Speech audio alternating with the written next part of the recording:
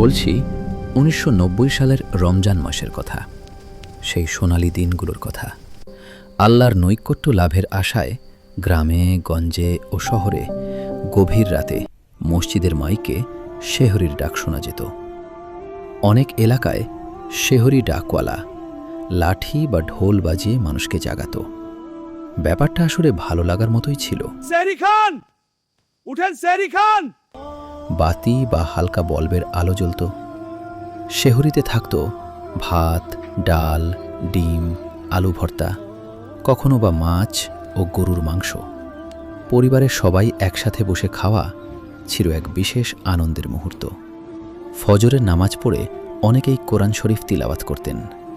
ছাত্রছাত্রীরা স্কুল কলেজে যেত, তারা রোজা রেখেই ক্লাস করত। বিভিন্ন অফিস আদালতেও কাজ চলত স্বাভাবিকভাবে। কেউ কেউ দুপুরে শুয়ে একটু বিশ্রাম নিত। সেই সময়ে টেলিভিশন তখন সবার ঘরে ঘরে ছিল না। রেডিও বা একমাত্র চ্যানেল বাংলাদেশ টেলিভিশন বিটিভিতেই রমজানের বিশেষ অনুষ্ঠান প্রচারিত হতো। ইফতারের মুহূর্ত ছিল বিশেষ আনন্দময়। বিকেলের দিকে মায়েরা ব্যস্ত হয়ে পড়তেন ইফতার তৈরির কাজে। ছোলা, মুড়ি, পেঁয়াজু, বেগুনি, জিলাপি, মুরগির মাংস ভাজা, শরবত, এসব ছিল প্রধান খাবার।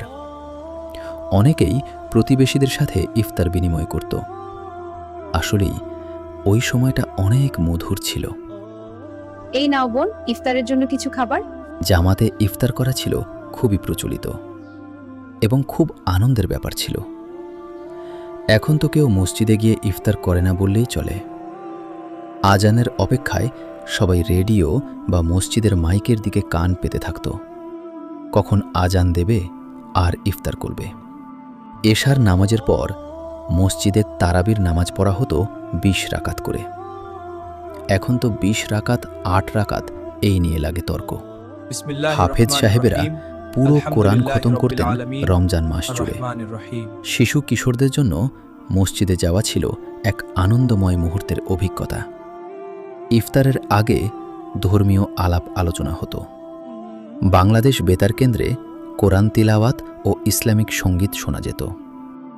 রোজার শেষ দশকে ঈদের কেনাকাটার জন্য বাজারে ভিড় বেড়ে যেত। ঈদের জন্য নতুন ড্রেস আসুন, আপনার জন্য পারফেক্ট নেন। হ্যাঁ, এটা দেব।